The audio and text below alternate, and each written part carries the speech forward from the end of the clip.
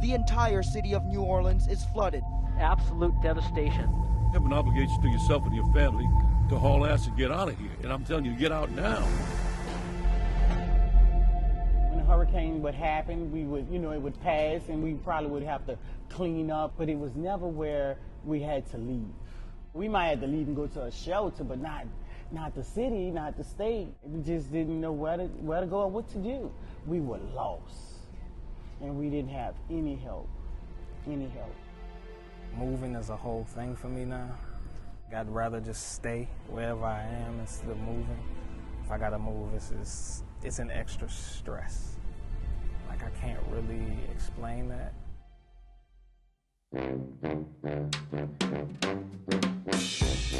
New Orleans, a city most known for the seafood, jazz music, and lively culture. But 20 years ago, the city fell dark. In the early hours of August 29, 2005, Hurricane Katrina made landfall.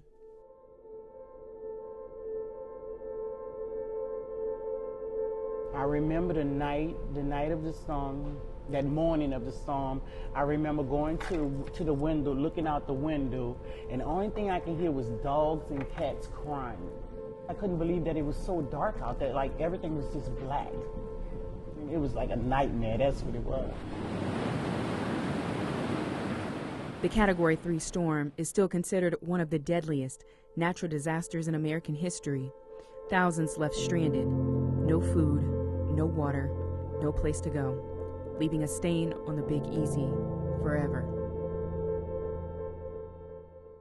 Water had came up to the second floor. For Rose Davis, she stayed in her third ward home. The storm was calm and it did pass. Yeah. And we started rejoicing and being happy and cleaning our houses and sweeping out the water, cleaning up the debris.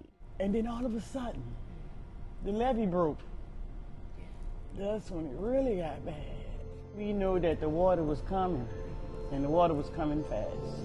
Once the levees broke and water began to rise, she was forced to grab her young children and leave. Now I remember my kids, they were very young, and it was like the kids thought they were on a boat. They were like laughing and having fun, pedaling in the water, and I was grateful for that because they didn't recognize how bad, the danger that we were in.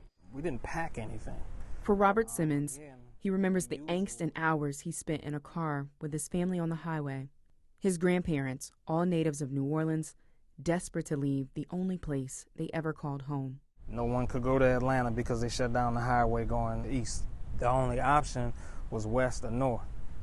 So we got on the road. The equivalent would be from Alexandria to Baltimore. Okay? That distance took us 12 and a half hours. For half the day, we are literally just deadlocked. We were hot, we were agitated, everybody was tired. We had no clue what was going on. In my mind, I got school, all right, whatever. A little vacation. And it wasn't that. Despite the storm's rage, nothing could have prepared New Orleans, a then predominantly black city, for what they would endure after.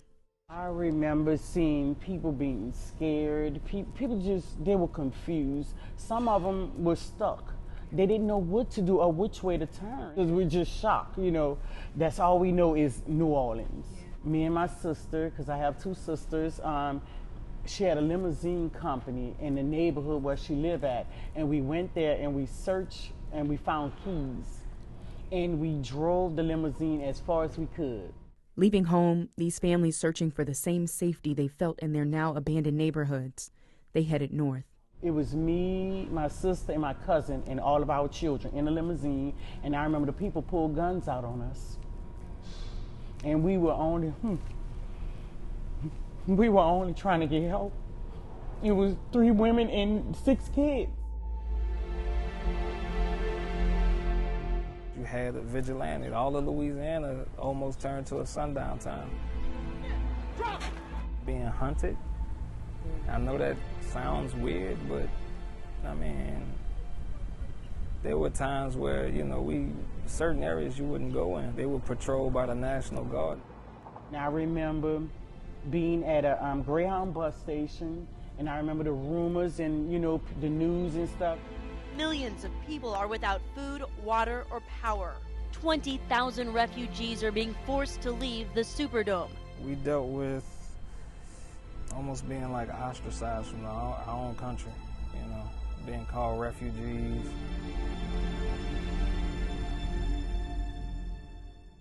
My sister, Chonya, she got in touch with us, and she, at the time, she used to work for Congressman Hoyer. And they wired us some Greyhound bus tickets. I remember we came here to Maryland, and we met so many people that wanted to help us. The catastrophic damage, too much for the government to handle. 80% of New Orleans submerged underwater. Homes filled with Gulf waters up to nearly 20 feet. Residents begging for help on their rooftops. The city was damaged, decayed, and over 1 million people displaced. The life they once knew and loved was gone. That reality was kind of difficult to handle. It's not just like your home's gone. I didn't have my high school diplomas, no art medals. I literally came here with a pair of shorts, some underwear, and a couple shirts. That was it. Realizing that you can't go back, nothing that you had is there. The only thing I wanted from my house was the pictures. The water went up so high to where it rinsed the picture clean off the paper. And that hurt. I wanted the memories, and I feel like that's what I lost. While their roots were washed away after the storm, Rose Davis and Robert Simmons plant new ones. I have made a life here, and it's a better life. I wanted more for me and for my children. Since I've been here, I have 18 years clean and sober from crack cocaine. My children are graduating from high school. They're experiencing things they wouldn't otherwise experience in New Orleans. To be perfectly honest, if I was probably in New Orleans, I'd either be dead or in jail. And that's the sad reality of it. For me, it was a blessing. It was a way out. It's bittersweet for me. I feel like the lack of culture kind of gets to me. People don't realize like how rich New Orleans is. With the help of family and friends and a special popular New Orleans coffee chain now in Bowie, Maryland, it serves up a bold reminder of home. While it's not in New Orleans, it's Mardi Gras here in Maryland, in Bowie, Maryland. Those who may not have experienced it before, this is what they would get. We've met so many different people. People have come from everywhere, from New Orleans. They come donate their coconuts to us. They come bring us their memorabilia, because it's a piece of their life in New Orleans that they want us to have. We appreciate the outpouring of support from our New Orleans natives, but also our Maryland natives who enjoy and understand the culture of New Orleans. PJs is really what I love about it, because I was honored that they celebrating and they remember when. It's priceless, because a lot of things happen and they get pushed under the table and people forget.